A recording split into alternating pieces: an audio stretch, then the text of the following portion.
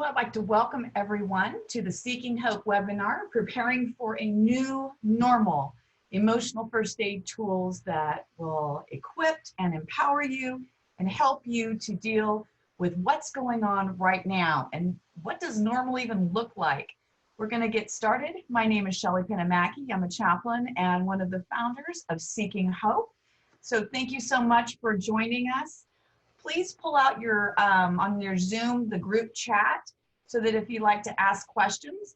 I'm going to give a little presentation for about 20 minutes, and then we'll have some open time for questions and answers, and hopefully be able to give you some personalized information that will actually direct you in what you're needing and what you're looking for as we go through this pandemic and trying to search and find out your new normal.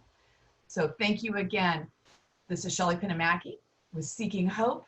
Let's get started with preparing for a new normal. What is normals we're going to talk about, and then hopefully we're going to leave this particular webinar with some great tools and ideas for not only you managing what's going on, but how we can create what it's going to look like as we move forward. So I'm looking forward to that. Get a pen, a paper out, some pencils, whatever you need to jot down some notes.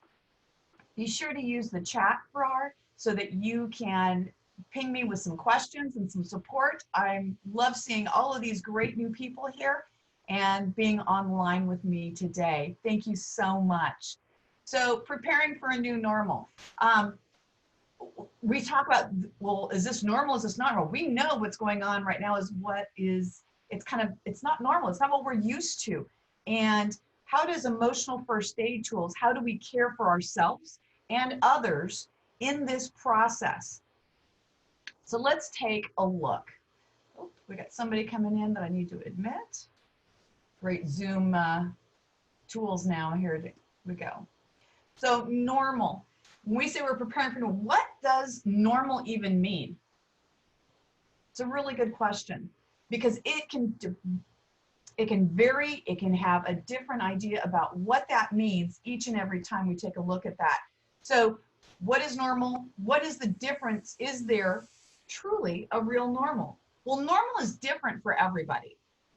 What is different that's going on in your situation right now? So Webster actually defines normal as society uses it, a word as a synonym as well. And it's just that it's everything is about where you want it to be. It's kind of even keel. But everybody defines normal in their life and their situation a little bit differently. But note that normal doesn't have to be good or bad. It's just the average of what's going on. We'll interchange the words using, well, it's average. It's normal. It's no big deal. It's right where it's supposed to be. Well, when life changes and things get disrupted, then it becomes difficult. And when things are difficult, we don't know what to do with that. We know that we say, well, it's not normal, but what is it? Well, what happens is it changes. Change, though, is inevitable. It is going to happen. We don't have a choice on that. The world that we live in is constantly in flux. It's constantly changing. And we know that by just looking at the grass on your lawns. It has to be mowed. It's because it's constantly growing. It is evolving. We get some weeds. We go and pull the weeds. It's constantly changing. So one thing to know is to rest assured, life will change. We only have one thing in our world or in our being that does not change, and that's Christ, and that's God himself. So when we put that there, we know that that's unchangeable, that we can rely on that, but everything else is changing, but it's altering, it's transforming. The modifying and the difference is that it's going to happen. For some reason, okay, sorry about that. It's going to happen. There's no way of getting around it. And remember that change isn't either good or bad. It's just something that's different. And when we accept that that's what's going to happen, then we're in a much better place to honor what's going on in our lives. Then we come to hope.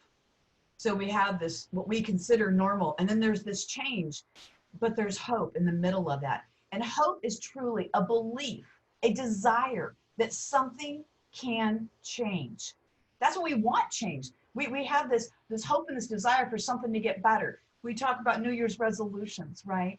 And New Year's resolutions are that I'm hoping that I can lose 20 pounds. I am hoping and desiring to be able to run a marathon this year. Those are hope. There's possible change. So change can also be, it's a really good thing. But sometimes it gets us down and it gets us overwhelmed. So I want to talk about a little bit how that change affects us and what does that look like when it comes to a crisis. This is a great way to take a look at, there's two types of crisis and trauma that we deal with in the world. This is an example of what a typical critical incident would look like. You have a crisis, boom, it happens. Everything was okay, and then boom, whatever it happens to be, a car accident, a diagnosis, any of those things will happen, and you don't know what to do at that point. It disrupts your entire life. It takes you off balance. It creates a new normal. And then we have the trauma, and the trauma is the after effects and how we deal and how we cope with what's going on. Now, I've used a series of dashed lines that kind of illuminate how a trauma experience can take place as it gets farther away from the actual crisis. The trigger points are much farther apart, and they're not as intense and they're not as pushed together. But everybody's line is different. It comes from our background, how we grew up, and what kind of household we grew up in. What is our faith? What is the systems and the things that we do that can help and inspire you? But that is the basics of a typical critical incident. Think tornado, think the car accident, a death in a family. One of the examples, and this might help to illustrate that for you, is this is New York City. Now, this is pre 9/11. So this is September 8th.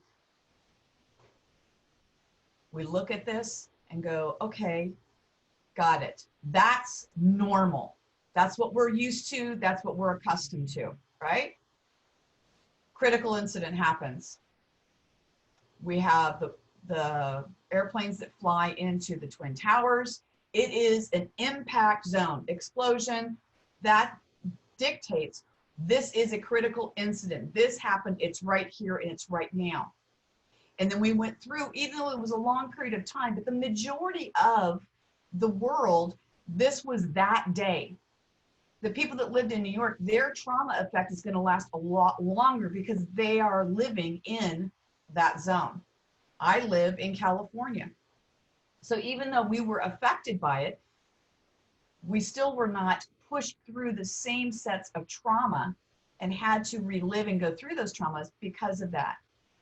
The good thing that comes out of that, and here's our hope, we have now rebuilt, we have given a vision to it. A lot of things have changed in our world because of this particular incident. A lot of things have changed. We can expect a lot of change to come with the future with this particular pandemic. But why is it different? This is a long-term critical incident, and this is what we're experiencing right now. We had normal, and then we have this crisis. But notice that the crisis is a constant going in and out and fluctuating in and out. And it's the trauma actually started at the beginning of that crisis, which is a normal, critical incident. But we are experiencing trauma as well as the crisis. Every time we get a new news report, every time the president comes on, every time we hear new numbers, it is a new impact to what's going on. But we're trying to live within that impact in that trauma zone. And this is a long-term critical incident. That's actually what we're experiencing right now. Maybe this is an easier way to help explain that. Normal, right? Somebody gets married, it's wonderful, We have all the hope, all the excitement of everything that's going to go on in our world. And then mom gets cancer. It's a long-term illness and mom dies. Well, it is a long-term grieving process because the moment that someone gets cancer, there's your explosion. There is your explosion of the crisis that happens. And now we have to live with that, and we have to watch the person that we love and we care for die over a period of time. Alzheimer's patients and caregivers, people that love those that have that, go through this long-term crisis and trauma because everything is happening. You know, there's still another crisis to come when the death eventually comes of that person. And when that happens, there's a lot of different feelings that are going on. One is relief. It's over, but I still feel horrible because they died. And so there is this confusion, and it makes it so much worse. It magnifies the pain of what's going on in that type of crisis. But then again, there is hope. There is a rebuild. There is an opportunity because change will happen. And when we can grasp hold of the fact that change will happen and that it doesn't have to be a bad thing, it doesn't have to be a good thing, but it's going to happen, and we can hope and direct where we want it to go by concentrating the fact that we have hope, that there is a possibility for change, and we can make that happen. So as we look at the crisis that we're in right now, this happens to be Los Angeles in January of this year. This is LA. That's the normal, right? Don't like it, but that's what it was. This was taken in the last couple weeks. Same viewpoint. This is LA. Pretty remarkable change. This is what we're living in right now. So what is your hope? What do you hope for in the midst of this? There's going to be change. There is change going on. You get to decide what is your question mark. And maybe it's just a series of questions right now. And that's a good thing. Write them down. This is a great opportunity for you to explore those ideas and figure out what you want it to be. So let me help you go through that and make those ideas. So there's 3 things that you can do right now. And the 3 things that we are going to focus on. So here's some tools and a basis for you to help you understand where you can go and how you can direct and make sure we're focusing on the hope and the life-giving love and support that you can concentrate on, knowing that it's going to change and I get to make a decision on how that's going to change. So let's talk about accept it first. As we accept things, we're acknowledging that change is going to happen. It's changing. We honor what's going on right now. One of the biggest problems that we see with particularly critical incidents is they're like, nope, this is not happening. I'm not going there. Stop. This is a dream. It's a bad dream. I don't want it to happen. But once we finally grasp onto that and say, yes, it is happened. It is a fact. Even if it's, I don't know what to do and I don't know what to say, that's okay. That's perfectly okay. But know that there is an issue that's taking place and I've got to embrace it in some way, shape, or form. There's lots of ideas out there on how you can do new daily life, but I want to focus on what's going to happen afterwards. So one of the things that we can take a look at is making that list, writing down what has changed in your life. And then writing down what things, when you write down that list, it's like what's changed, but what has been the good things? Well, maybe you have to work from home, but I'm also seeing my kids. I got to experience some first with my children that I never got to before. Was it difficult? Probably. You're having to be a teacher that you never thought you had to be before. But you have an opportunity to look at your life now, take a few steps back, take a few more steps and go, what's good about what's going on? I've seen my kids play together. Yes, they can fight, but I've seen that happen. We've made forts. We've had movie nights. We've gone out for more walks. I never knew there was as many children in my neighborhood as there are now. I've never seen so many people and so many dogs. Great. Like, great, they're on a leash and everything, but people that are walking around, what are the good things that are going on? What are the bad things that are going on? Write a journal down, write those things down, write your feelings down. And if you're one of those creative types, make a photo montage. Help your children go, well, what are you feeling right now? Get the stickers, the sad faces, the angry faces, the happy faces, the silly faces. You know, have crazy hair day at home. Share your stories with someone else. Tell them what else is going on in your house, and maybe your ideas and the things that you're doing is going to help someone else, whether it's a coworker and how you're managing that. I take a nap now every day, a siesta. Maybe that'll be the new norm for the United States. Now, you may have thought I skipped over creating a time capsule, but I didn't, because that's one of the biggest things that you can do right now. We are living in a generation that when I have a new grandbaby, she's only a few months old, she's never going to remember this time, but we are remembering this time. There's going to be a generation that comes back and said, what was it like during that pandemic? They want to know what you felt. When my grandmother was alive, she would tell me stories about what it was like during the Depression and how they ate and what they did and the scarcities of things. But she also talked about the prayer times and the times that they sat around the radio and how they shared and made clothes and used all the scraps to do things. And I was just in awe. You get to make that time capsule. Take pictures, print them out, put them on a disk, put them on a thumb drive, make a box up. Let your children make their own box up and put it inside the big family time capsule box. Put those things in there. Put a roll of toilet paper in there. You know, maybe it's a thing with hand sanitizer gel. And when they have kids and you come back 25 years from now, and maybe you're moving, you're going, oh my gosh, this box that we stuck up in the attic, I had forgotten all about it.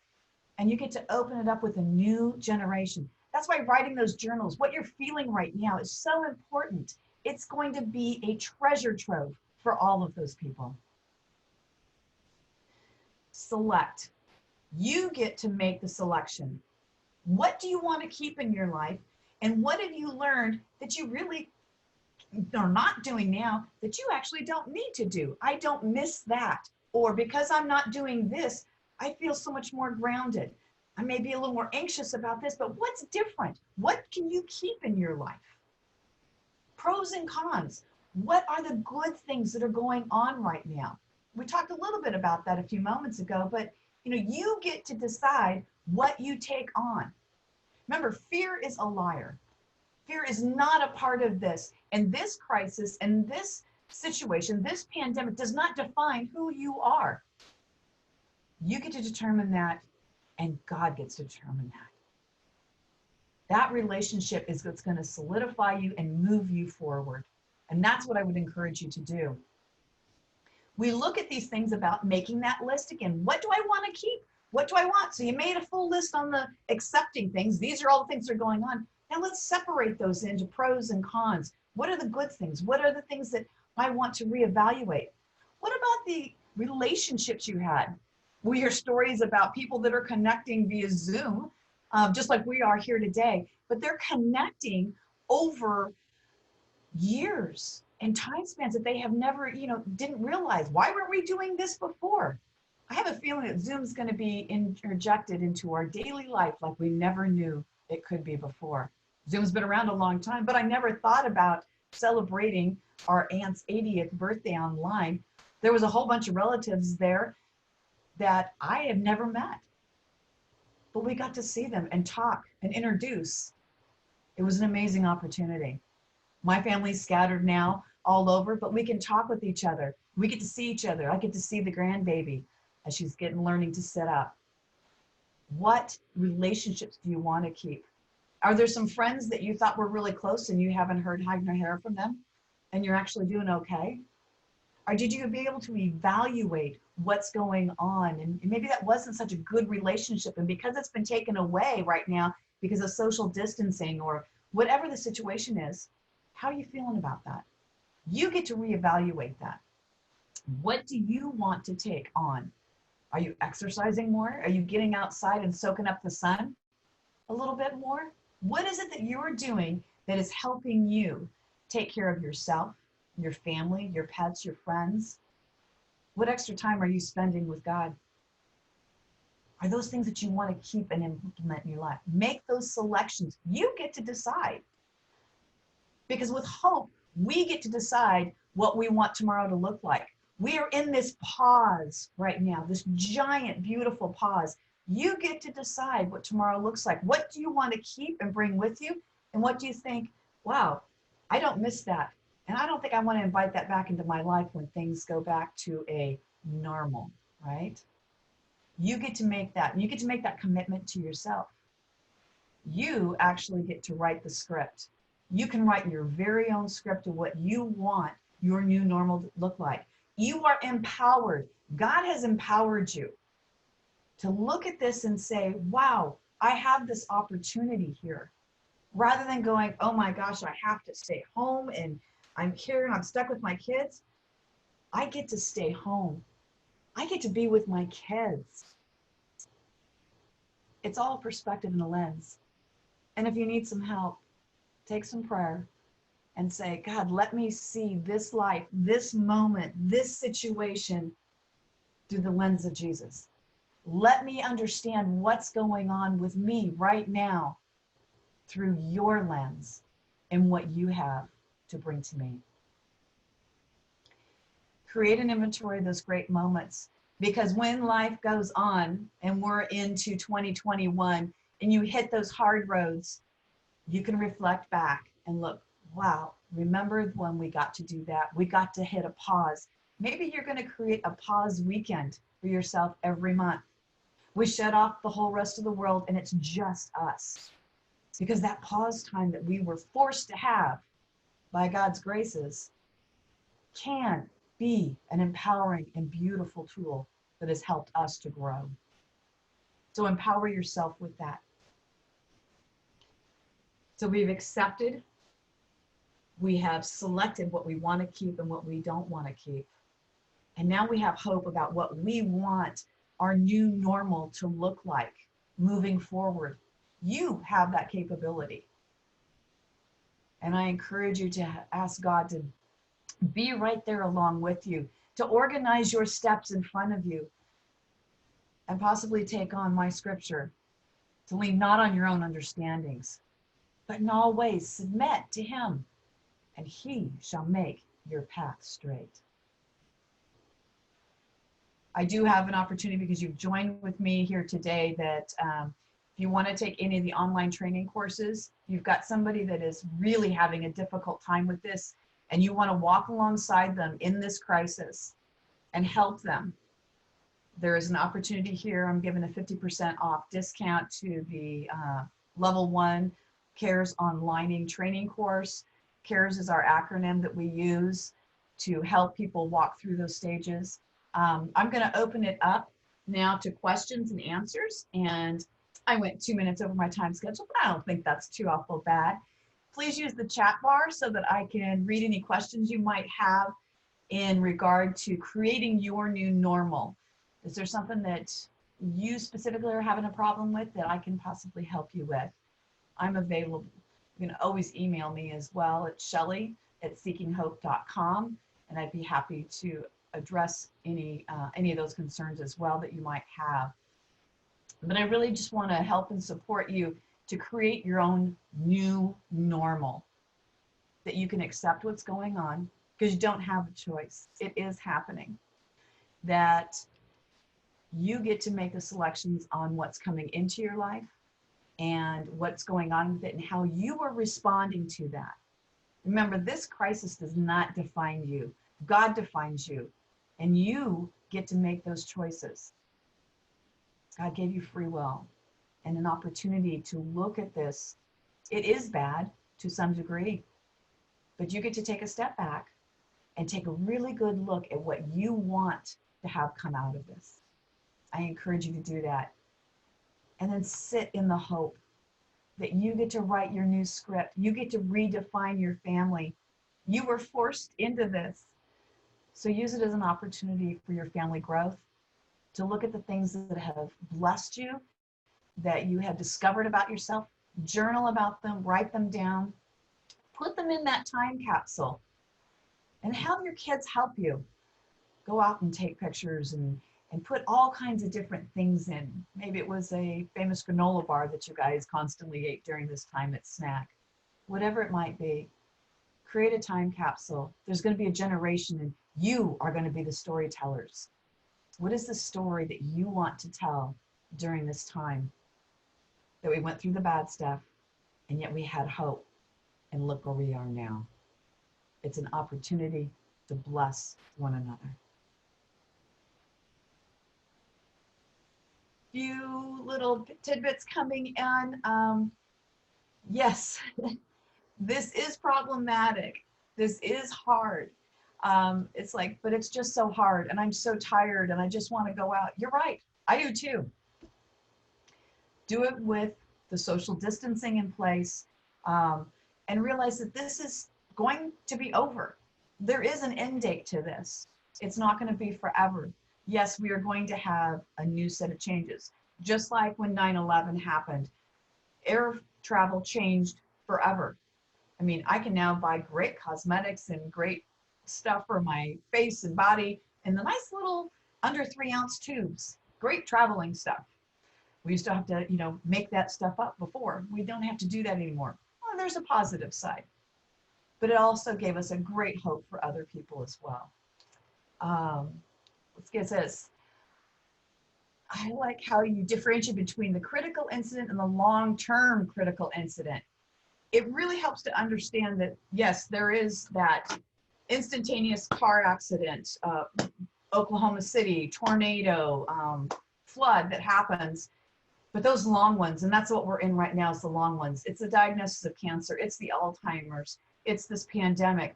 They're harder, it seems like, to hold on to, but you can't compare them. They're so different. It's like apples and oranges.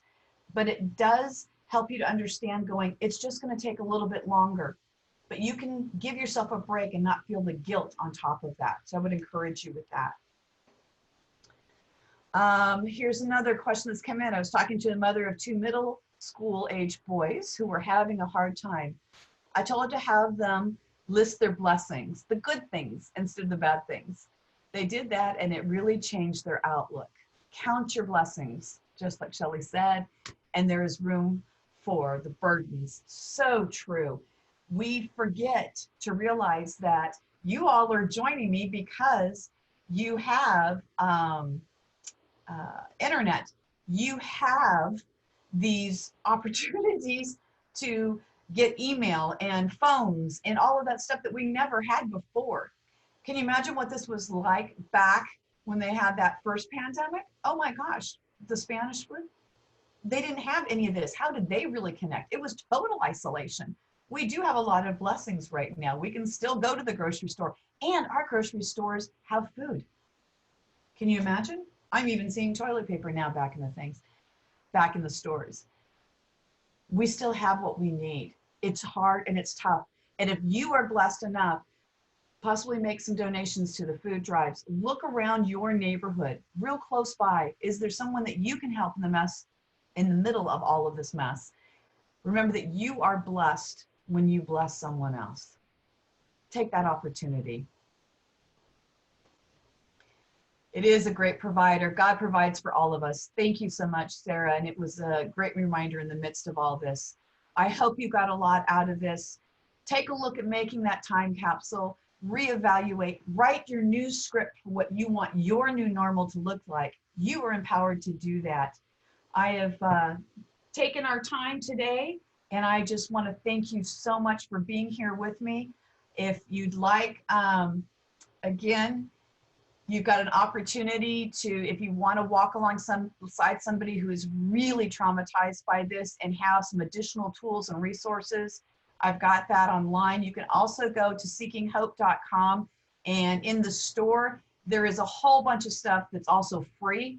It talks about childhood traumas and what kids at different ages are going through. It's a fabulous download, all free, lots of free things on there that give you an idea and an understanding of when someone has died, when we've got a master storm or a fire or anything that's coming through that can really help you deal with it for yourself, and a resiliency factor but more importantly, to be able to walk alongside someone else because they're not going to be able to help themselves. And how do we do that? And that's what Seeking Hope is all about. We are trying to find those that are seeking to offer hope and God's love in the middle of all of this pandemic and in your life. I wish you many blessings. Stay healthy, stay safe, and God bless. Thank you for joining me.